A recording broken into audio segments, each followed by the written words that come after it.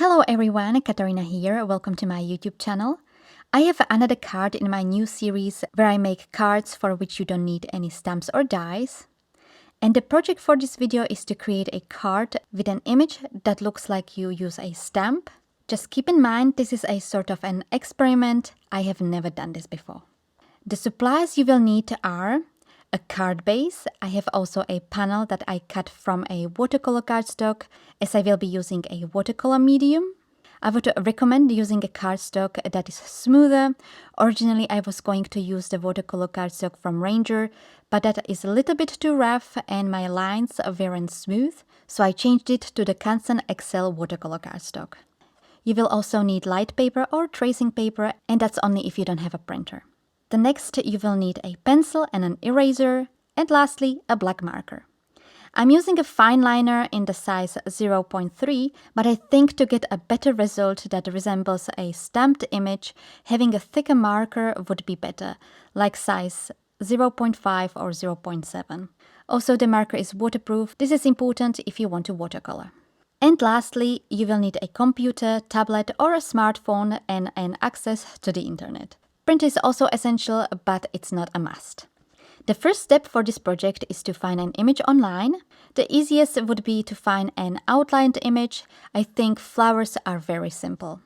You can search Google Images, but be aware the most images are copyrighted. However, if you are using it for personal purposes like gift cards to friends and family, that should be okay.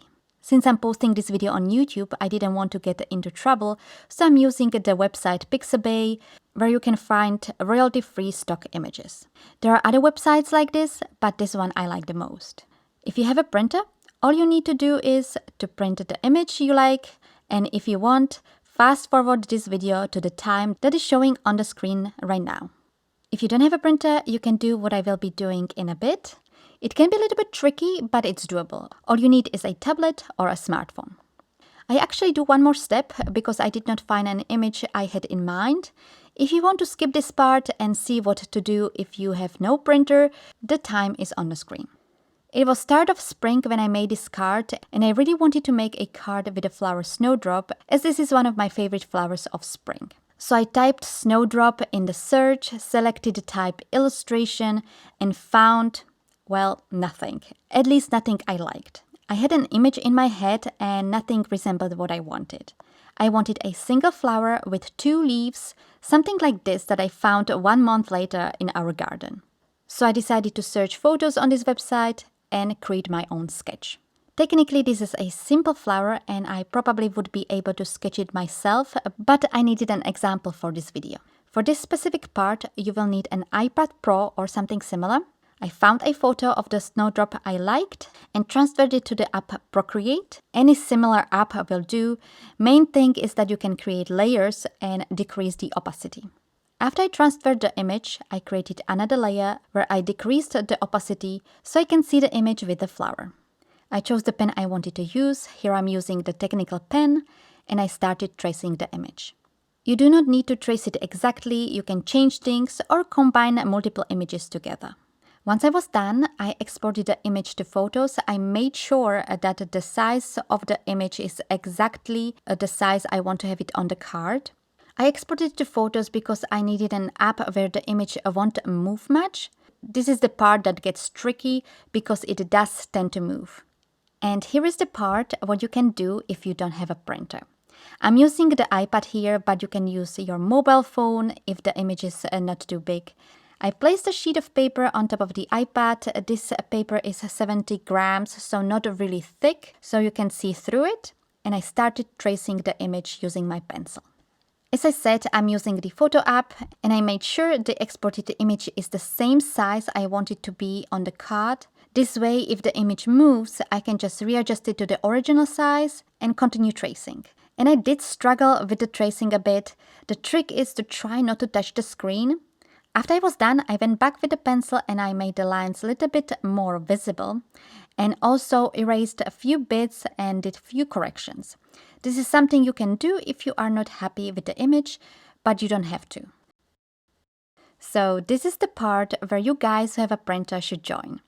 After I was happy with the image, I flipped the paper on the other side and I covered the back of the piece with the flower with the graphite of the pencil. You can also use a graphite that is more specific for this technique or transfer paper, but when it comes to transfer paper, I'm not sure if you can erase the lines should you make a mistake. After the piece was covered with the graphite, I placed the paper on top of my final cardstock, and because I wanted to add a sentiment, I made sure I placed the image a little bit higher so I have enough space to write happy birthday. And I started tracing the lines. The graphite of the pencil on the back will transfer to the cardstock. Here you can also make a few adjustments if you want to, or correct some mistakes. At this point, you can actually use a coloring medium of your choice and do no line coloring, but my project is to create a stamped-like image. So I took my fine liner and traced the image on the cardstock. I know there's a lot of tracing in this video. As I mentioned at the beginning, I changed my cardstock because this one was a little bit too rough. When I was tracing with the fine liner, the line wasn't smooth. You don't really see it in this video, but in person you could definitely see that the line wasn't smooth. So I changed it to the Canson XL. This is also a cold press cardstock, but it's much smoother. If you want to do watercoloring, using a hot press cardstock is also an option. After I was done tracing the image, I erased the pencil lines and started coloring. For the coloring, I decided to use watercoloring pencils. These ones are very cheap and I actually haven't used them for a very long time. And I'm going to do a quick, messy watercoloring. This means I will be going outside of the lines.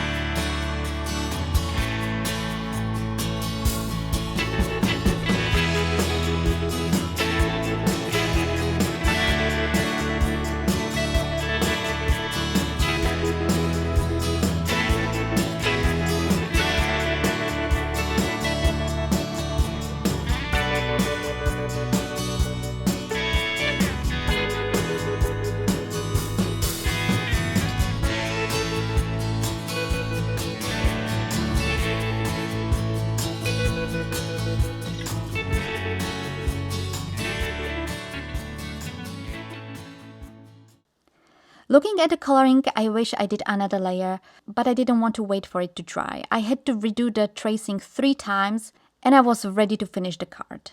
After I was done coloring, I wrote the happy birthday sentiment first with a pencil and then I traced it with a fine liner. And I'm actually surprisingly happy with the look of the sentiment. I feel a little bit intimidated when I do my own writing because my writing is not that great, but this one looks okay. And if you have sentiment stamps, you can use those, or you can print out a sentiment. I think black background with white font is the easiest, and then you adhere it on top of the card, or you can also print it and trace it like we did with the flower. I realized that the sentiment and the whole image is not centered, so I took my paper trimmer and cut the sides. Also, what you can do if your image is easy to fussy cut, then you can cut it out and adhere it on the card base using a double-sided tape.